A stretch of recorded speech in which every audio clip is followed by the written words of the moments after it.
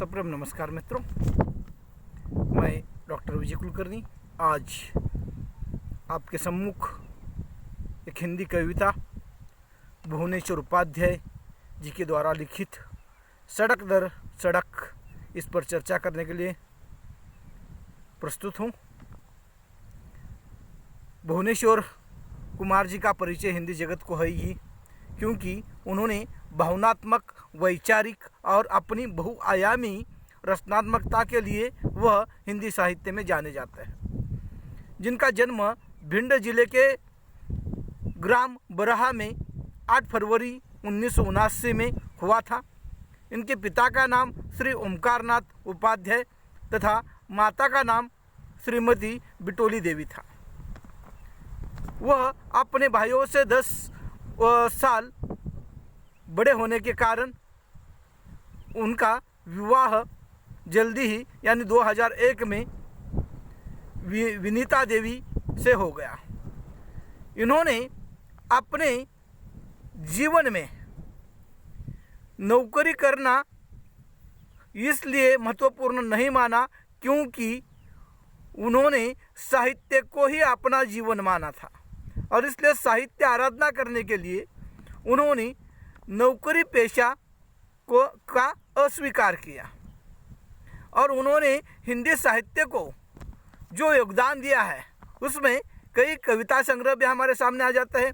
जैसे समझ के दायरे में कहानी संग्रह भी उनके हमारे सामने है, समय की टुकड़ियाँ, फिर वहीं से महाभारत के बाद उपन्यास आदि साहित्य उनका हमारे सामने प्रस्तुत होता है। प्रस्तुत जो कविता है, इस कविता में मजदूरों की आर्थिक स्थिति, उससे पीड़ा, दर्द, व्यथा आदि इस कविता के माध्यम से व्यक्त होता है। क्योंकि सड़क दर सड़क इस कविता में हम देखते हैं सड़कें बन गई और सड़कें बनने के बाद वहाँ पर सड़कों ने महानगर और गांवों को जोड़ दिया, शहरों को जोड़ दिया और इससे विकास हुआ, उन्नति हुई, आवागमन का साधन तेज हो गया, विकास हो गया। और सड़कें सिर्फ 2 रास्तों को नहीं जोड़ती तो वहाँ पर उस सड़कों के कारण व्यापार बढ़ता है, वहाँ पर मनुष्य जीवन की प्रगति होती है, मनुष्य जीवन का वहाँ पर एक प्रगतिशील जीवन बन जाता है और उसी तरह से सड़कों का निर्माण हो गया, मनुष्य जीवन सुखकर हो गया। मनुष्य जीवन में वहाँ पर सड़कों के कारण विस्तार हुआ, व्यापार बढ़ गया और व्यापार बढ़ने के कारण कहीं अमीर लोग और अमीर होते चले गए। लेकिन इन सारी गतिविधियों में एक वर्ग ऐसा भी है जिन वर्ग ने इस विकास कार्यों के बीच अपना योगदान दिया।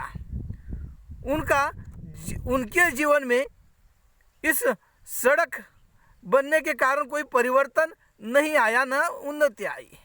ऐसा मजदूरों का एक वर्ग है जिसकी पीड़ा इस कविता के माध्यम से व्यक्त होती है और इसलिए वहाँ पर एक वर्ग विकसनशील होता चला गया, लेकिन मजदूर जो अपने मेहनत के बलबूते पर अपने वहाँ पर सारी जीवन की मेहनत, अब उनका जीवन ही मेहनत करने में गुजर जाता है और उस मेहनत करते करते उनका सारा जीवन उस सड़क निर्माण के कार्य में चला जाता है, लेकिन उनकी स्थिति वहाँ पर कभी सुधरती हुई दिखाई नहीं देती।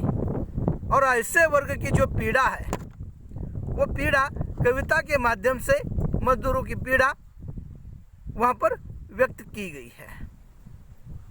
और भुवनेश्वर उपाध्याय जी ने मजदूर वर्ग की जो आर्थिक स्थिति है, जो मेहनत करते हैं लेकिन उनके नसीब में वह सुविधा नहीं होती, वह सुख नहीं होता, उनका सारा परिवार रास्ते पर ही सड़क बनाते हुए ही जीवन जीता है, भूखा रहता है, प्यासा रहता है।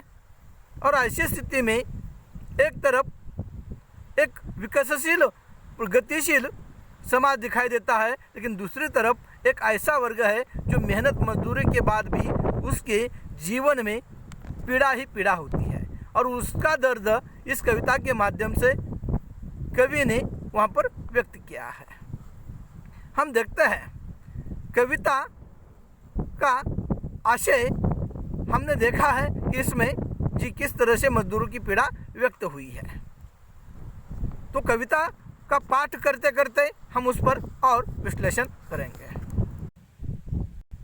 इस कविता में हम देखते हैं मजदूरों की जो जीवन स्थिति है उसको व्यक्त करते हुए कवि कहते हैं मजदूरों का जीवन सीमेंट, गिट्टी और मिट्टी में ही वह जीवन जीते हैं, उनका जीवन कभी आगे नहीं बढ़ता। और इसीलिए मुझे उनका जो त्याग है मजदूरों का, उसके लिए कुछ उदाहरण याद आ रहे हैं। जैसे हम देखते हैं वहाँ पर हमें अग्नि दिखाई देती है, लेकिन अग्नि को प्रज्वलित करने के लिए जिस तरह से लकड़ियों को वहाँ पर जलना पड़ता है तब अग्नि वहाँ पर प्रज्वलित दिखाई देती है। जैसे हवा समाज को वहाँ पर एक राहत देती है, ऑक्सीजन देती है, लेकिन उस हवा के पीछे जो पेड़ का स्थान होता है वह एक महत्वपूर्ण स्थान है। हवा हम ले लेते हैं, उसका मतलब वहाँ पर पेड़ को, उस प्रकृति के उस एक वृक्ष को हमारे जीवन में भी एक महत्वपूर्ण स्थान है, लेकिन उसकी तरफ किसी का ध्यान नहीं जाता। दूसरी तरफ नदी बहती है और नदी बहते हुए वह क्रियाशील होती है, और क्रियाशील होते होते बहते बहते न जाने उस पानी में कितने जीवों का वो रक्षण करती है, कितनों को पानी पिलाती है। जाते जाते अपने आजू बाजू में जो तट पर पेड़ है, पौधे हैं, उसे पानी पिला देती है और कार्यरत रहती है।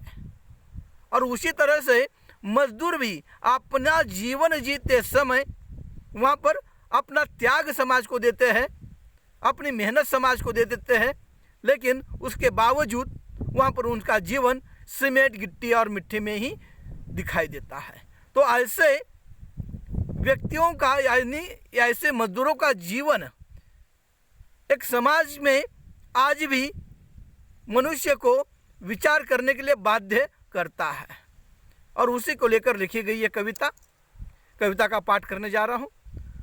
बढ़ता जाता है सड़क दर सड़क, संपर्क का दायरा जुड़ जाते हैं गांव से शहर, बढ़ जाती है विकास की राहें, होती है प्रगति, आती है संपन्नता, मगर अब कवि किस तरह से हमारे सामने भुवनेश्वर उपाध्याय कहते हैं, सड़कें बनती है, शहर और गांव एक दूसरे को मिलते हैं, एक दूसरे का संपर्क बढ़ता है, विस्तार बढ़ता है, सुविधा सामने आ जाती है, आवागमन के साधन बढ़ जाते हैं, व्यापार बढ़ जाता है, गांव और शहर एक हो जाते हैं, विकास चारों तरफ दिखाई देता है, प्रगति होने लगती है।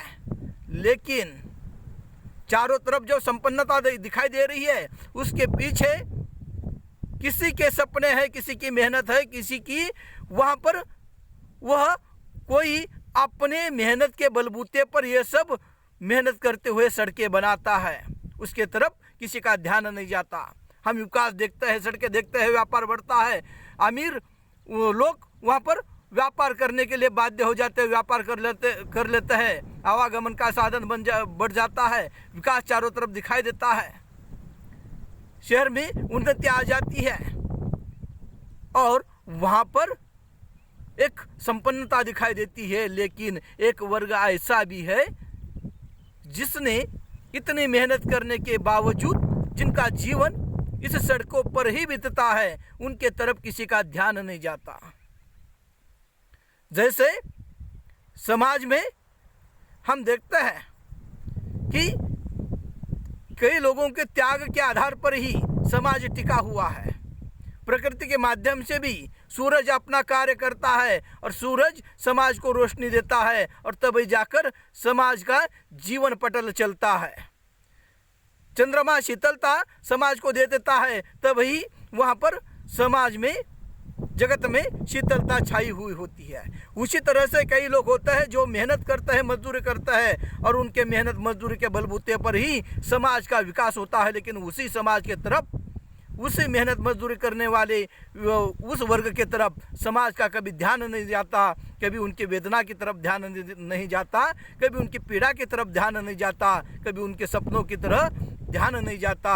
और एक तरफ तो विकास दिखाई देता है, लेकिन दूसरी तरफ यह जो उनकी मेहनत है, जो उनकी मजदूरी है, उनकी पीड़ा है, उसकी तरफ समाज का ध्यान नहीं जाता। और इसलिए कभी हमारे सामने एक तरफ विकास की बातें कर रहे हैं, लेकिन दूसरी तरफ कभी हमें कहता है कुछ नहीं होता उनका, जो बहाते हैं पसीना बनाने में सड़कें, बदले में मिलती है जिसके एक खाना बदोश जिंदगी, उन्हें खाकर सो गए जो मिला जागे तो फिर वही सड़क, सीमेंट गिट्टी और रेत यही जीवन है जो खत्म हो जाता है सड़क से शुरू होकर सड़क पर ही, यही पैदा होते हैं इनके बच्चे अधनंगे। कभी उस मजदूर की पीड़ा की तरफ हमारा ध्यान आकर्षित कर रहा है। वो कहता है एक तरफ सड़कें बन गई, एक तरफ विकास हो गया, एक तरफ वहाँ पर व्यापार बढ़ गया, अमीर लोग अमीर बनते गए, लेकिन दूसरा वर्ग एक है जिनका सारा जीवन वहाँ पर भूख के कारण तड़पते हुए उस सड़कें बनाने के कार्य में ही बीत जाता है। उनके सपनों का कोई मेहनत, उनकी मेहनत की तरफ किसी का ध्यान नहीं जाता। वो भूख के लिए वहाँ पर रात दिन मेहनत करते हैं, चाहे बारिश हो चाहे धूप हो, न जाने बारिश में भी कार्य करते रहते, धूप में कार्य करते हैं, कितनी तड़प, वह तमतमाती हुई धूप में भी वो कार्य मग्न होते हैं, लेकिन उनके नसीब में कभी खाना नहीं होता। वो पेट पालने के लिए, पेट भरने के लिए रात दिन मेहनत करता है, और उनके बच्चे भी उसी सड़क किनारे ही उनका जन्म होता है, वहीं पर वो जीवन जीते हैं, वहीं पर जवानी गुजर जाती है, वहीं पर बुढ़ापा आ जाता है, वहीं पर मृत्यु हो जाती है, और ऐसा उनका जीवन चलता रहता है। वहीं पर उनका सारा जीवन, उनके सपने टूट जाते हैं। वो मेहनत करता है, मजदूरी करता है, लेकिन उनके सपनों का कोई वहाँ पर कोई महत्व नहीं दिया जाता, उनके सपनों को कोई महत्व नहीं दिया जाता। इसलिए कवि कहता है एक तरफ सड़कें बन रहे हैं, मगर बदले में मिली है जिसके एक खाना बदोश जिंदगी, उन्हें किसे, मजदूरों को। खाकर सो गए जो मिला जागे तो फिर वही सड़कें, जिस दिन खाना नसीब हुआ, जिस दिन खाना मिला उस दिन खा लिए, नहीं तो आधे पेट वहाँ पर उसी तरह से वह सो जाता है। मजदूरी करते हुए पेट पर खाना भी नसीब नहीं होता, और वह उनका जीवन वहाँ पर सीमेंट गिट्टी और मिट्टी में ही दिखाई देता है। और उनके इस वेदना की तरफ भुवनेश्वर उपाध्याय जी ने हमारा ध्यान आकर्षित करते हुए कहता है, इन मजदूरों का जो परिवार है, वो परिवार भी रात दिन मेहनत करते हुए उनका वो सड़क किनारे ही जीवन बीत जाता है। उनके बच्चे वहीं पर खेलते हैं, वहीं पर बड़े होते हैं, वहीं पर उनकी जवानी गुजर जाती है, वहीं पर उसकी मृत्यु तक हो जाती है। और ऐसी जिंदगी उन मजदूरों की होती है, और वह अधनंगे होते हैं जिनके मेहनत के बलबूते पर इतना विकास तो हो गया, सड़कें बन गई, व्यापार बढ़ गया, लेकिन जिन्होंने मेहनत की है उनके तरफ समाज का ध्यान कभी आकर्षित नहीं होता। और इसलिए आर्थिक पीड़ा, वेदना, दर्द इस कविता के माध्यम से व्यक्त कर रहे हैं कवि भुवनेश्वर उपाध्याय जी। आगे वो कहते हैं, मजदूरों का परिवार को लेकर वो कहते हैं, रेत में महलों के ख्वाब देखते पलते हैं रोटी का टुकड़ा लिए, जिन्हें न बचपन का पता न जवानी की खबर, यही आता है बुढ़ापा, भूख साथ चलती है जिंदगी भर, अनवरत बढ़ती है जो।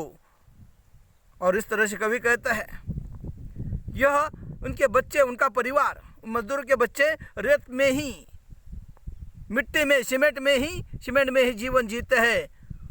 जो उन्हें वो नसीब नहीं होता, तो जो अमीरों के घर के बच्चों को नसीब होता है सुविधाएं, इन्हें वह ना रोटी का टुकड़ा नसीब है, ना वो अच्छे कपड़े वहाँ पर उन्हें मिलते हैं। वो सिर पर सपने देखते हुए जीवन जीते हैं, रेत में महलों के ख्वाब देखते हैं, सपने देखते हुए जीवन जीते हैं, लेकिन उनके नसीब में कभी वो सुख नहीं मिलता। पलते हैं रोटी का टुकड़ा लिए, उसी रास्ते पर जब रोटी का टुकड़ा मिलता है खा लेते हैं। जिन्हें ना बचपन का पता है, ना उनके बचपन के सपने पूर्ण होता है, ना जवानी की खबर होती है, और यहीं पर बुढ़ापा आ जाता है। यह सारा जीवन उनके सड़क के किनारे गुजर जाता है। भूख साथ जलती है, जिंदगी भर पेट के लिए मेहनत मजदूरी करता है, और यही इसी तरह से उनका जीवन गुजरता रहता है, जीवन जीते हैं। और यह उनकी व्यथा है। एक तरफ सड़कें बन रही है, विकास हो रहा है, लेकिन दूसरी तरफ इस मेहनत मजदूरी करने वाले की जो पीड़ा है, वो पीड़ा किसी को दिखाई नहीं देती। और इसलिए कवि आगे कहता है, रोटी और चटनी से बनती जाती है सड़कें, उम्र भर रोटी जुटाने में जलते हैं इनके चूल्हे। सड़क के किनारे यही कटती है जिंदगी, इस आशा में शायद कोई किरण हो इस अंधेरी रात के बाद। और यही सपने लेकर वह सूखी रोटी और चटनी के साथ उस सड़क किनारे अपना जीवन जीते रहते हैं। उम्र गुजर जाती है, लेकिन सपने कभी पूर्ण नहीं होती। और पेट भरने के लिए, रोटी जुटाने के लिए एक वक्त कभी खाना मिलता है, कभी नहीं मिलता। ऐसी स्थिति में मेहनत मजदूरी करते हुए इनके घर के जो चूल्हे हैं वो सड़क किनारे ही वहाँ पर जलते रहते हैं, इस आशा के साथ शायद कोई उनकी बात सुनेगा, कोई यह राष्ट्र का प्रमुख या कोई राजनीतिक व्यक्ति हमारी बात सुनेगा, हमारा दर्द समझेगा और हमारे जीवन में कुछ ना कुछ नया आएगा। और इस आशा के साथ वो जीवन जीते रहते हैं, और शायद कोई किरण हो इस अंधेरी रात के बाद, और इसी सपनों के साथ वो जीवन जीता है। इस तरह से भुवनेश्वर उपाध्याय जी ने सड़क दर सड़क इस कविता के माध्यम से मजदूरों का जीवन की व्यथा, आर्थिक स्थिति, पीड़ा, दर्द, ऐसी ये इस कविता के माध्यम से व्यक्त करने का प्रयास किया है। यहाँ पर रुकता हूँ।